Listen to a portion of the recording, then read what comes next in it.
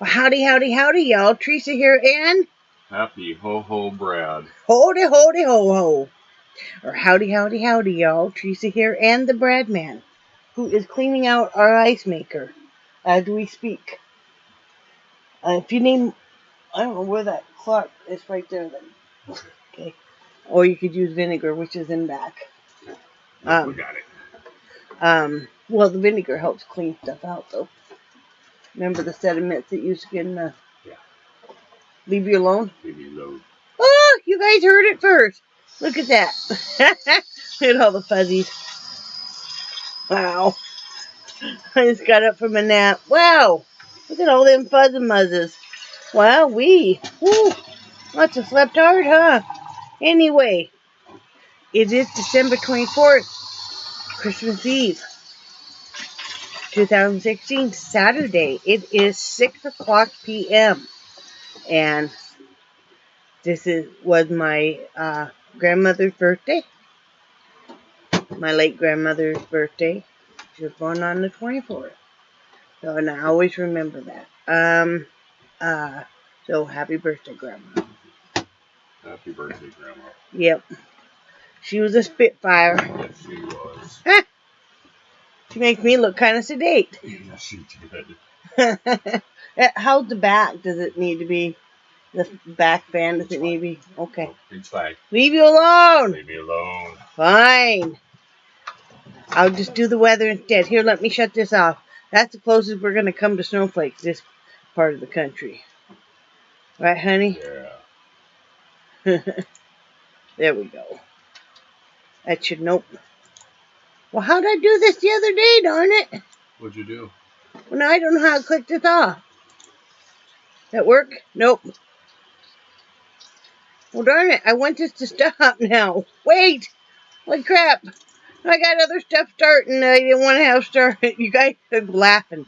All right, there we go. Wow. 73 degrees out. We'll feel at 77. Shut it, Brad.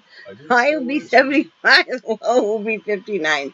And you guys shut it, too. That's not very nice. They know I love them. You guys know I love you. Mary Ho-Ho.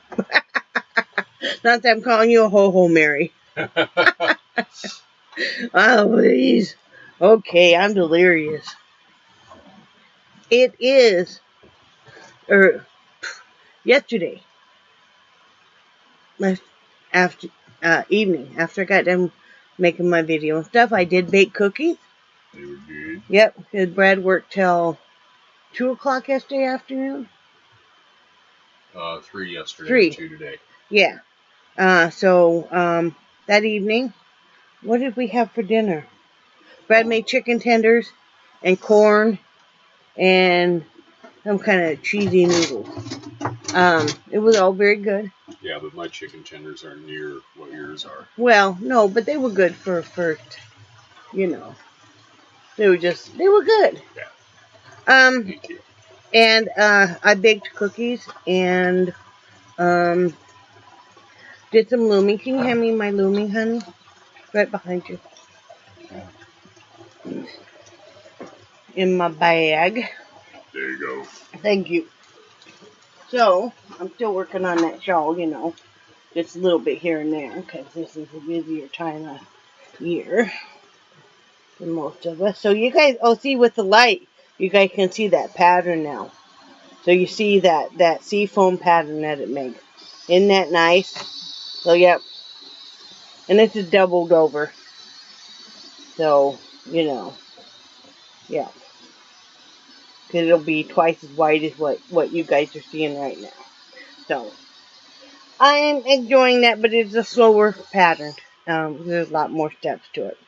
And again, that is, if you type in seafoam stitch on a loom, you'll find the same video that I'm following by another YouTuber. So, Brad and I switched because he had me to work at 5 a.m. this morning.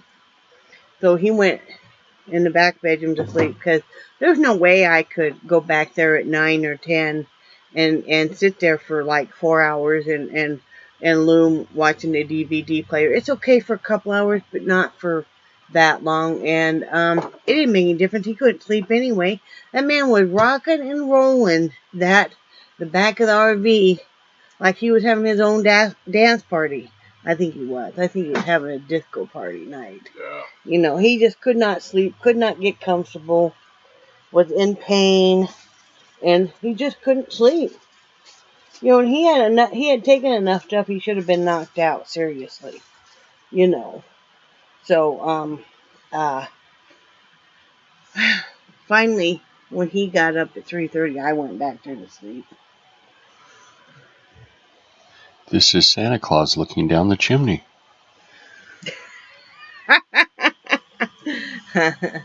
So,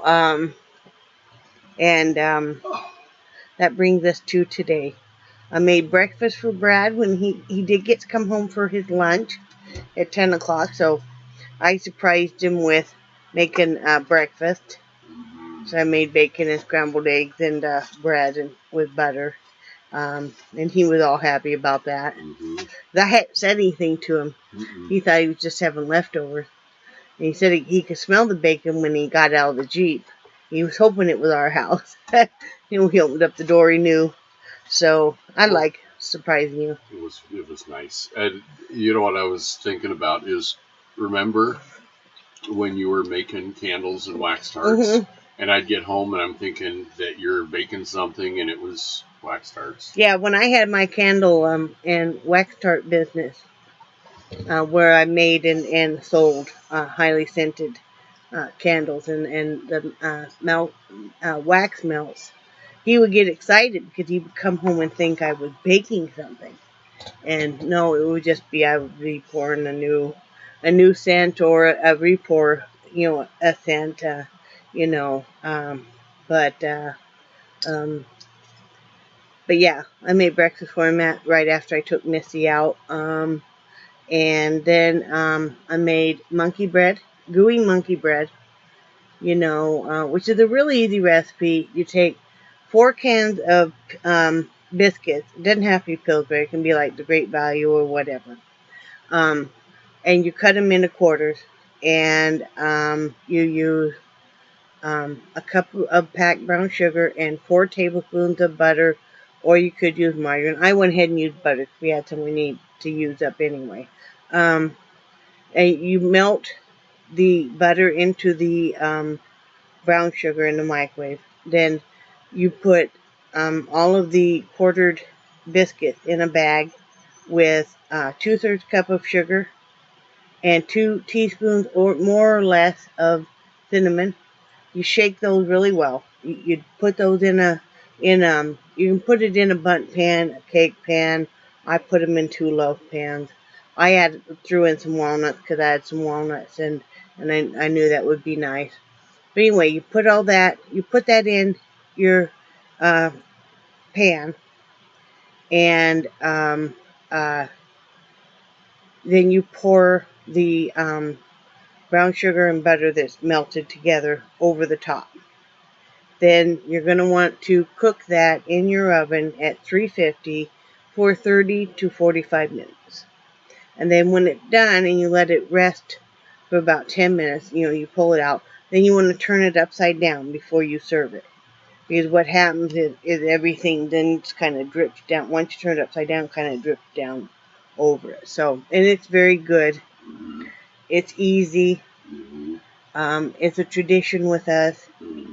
So I did 2 loaf pans, bread loaf pans, and we took one over to our neighbor, our good friends and neighbors next door. So they would have some of that. And then I also made my Mexican 7-layer dip. You can make this as spicy as you want. The recipe for that is, now we don't use refried beans. We used to. We used to put the refried beans on the bottom, and then you put your ground hamburger. You could use ground chicken if you want. If you wanted to have it be a vegetarian dish, you could omit the hamburger. You could use steak if you wanted. You know, it's up to you. We've always used ground hamburger, but this year we just mix the brown beans in with the hamburger now, or the black beans, I mean, and your taco seasoning, and then sour cream, salsa, as hot or mild as you want. Sour cream, then on top, guacamole on top, and then cheese, your cheddar cheese, then finely shredded lettuce, tomato, onion. You can either use your white onion, your yellow, your purple, or your green. That would be good too. I use purple. And that's what we had. Huh? Because that's what we had. Well, I liked purple anyway. And then I use some Frank's Red Hot sauce. You can use whatever hot sauce you want, or none at all. And then black olive, and then just refrigerate it, and you eat it with tortilla chip. And that will have, here in a little bit, that's a tradition too, that I always make on Christmas Eve night. And that works out very nicely. Mm-hmm. So, and then Brad took over both of those. I hear the bumblebee. I do too. Brad took over some 7-layer dip to them too. And she sent over with Brad. We call Brad the errand man, or the messenger. One of those big tins of the assorted popcorn, which we love, so that was nice. She's finally starting to feel better. So here in a little bit, I'm going to peel potatoes and ask Brad if he'll clean off the stove, and I'm going to start boiling potatoes to make potato salad.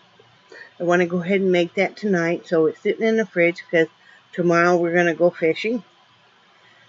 Right, honey? Mm-hmm. Can you chime in? I can. Yes. We're going to go fishing. He's going to put fishing line on our new pole. What kind of line did you get? He got a little bit better of a line this time. We usually get just the cheapest Walmart, but since this is saltwater fishing. I've always had good luck with lesser expensive line. So many people, they'll buy the most expensive stuff out there. But one of the things I've noticed, one of the differences with fishing down here as opposed to back in Wyoming, is in Wyoming it seemed like people used a lot more finesse, where you could use they used a lot lighter line, and they used the drag and they played it more. Yeah.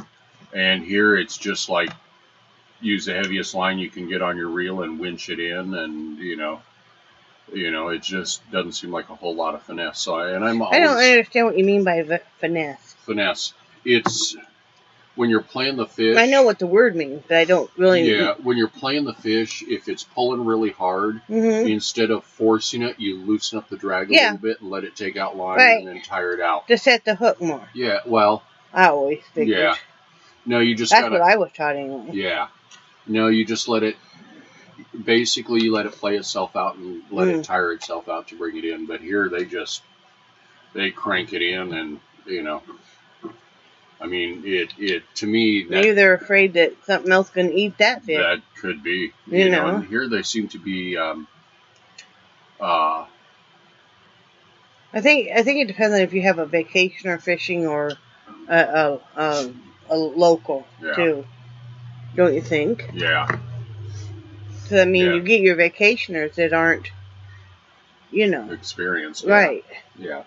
And surprisingly, it does take experience when you're reeling in a fish, because you got to learn how much you can pull on them, and when you got to let them run. And it takes experience to maybe figure out, too, what you might have hit in your line. Yeah. Because,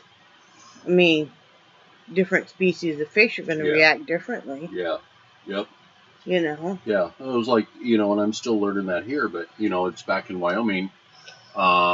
If you hooked into a brown, like in one of the lakes, usually the browns would head straight for the deeper water. But you catch a brookie and some of the different types of rainbows, and they're going to be tail walking across the water. They're going to come out, and, it's just different. Yeah. Yeah, different fighting methods of the fish. That's what makes it fun, though. Yeah. That's what makes it fun. Whether or not you do the catch and release or you keep what you caught, what's fun is catching them. Yeah. What's fun is, is throwing that out and seeing something hit your line and and that fight of bringing them in. And like I said, most of the time we let them go, because if it's a hard head, we're not going to eat it. You know, your drums, certain times of the year, you're not going to eat them. Now you can eat them, but you know, certain time of the year, they're full of worms and stuff. What we've learned, you know, and I mean, you know, stingrays and stuff. Yeah, some people eat them. We never have. You know, your eels.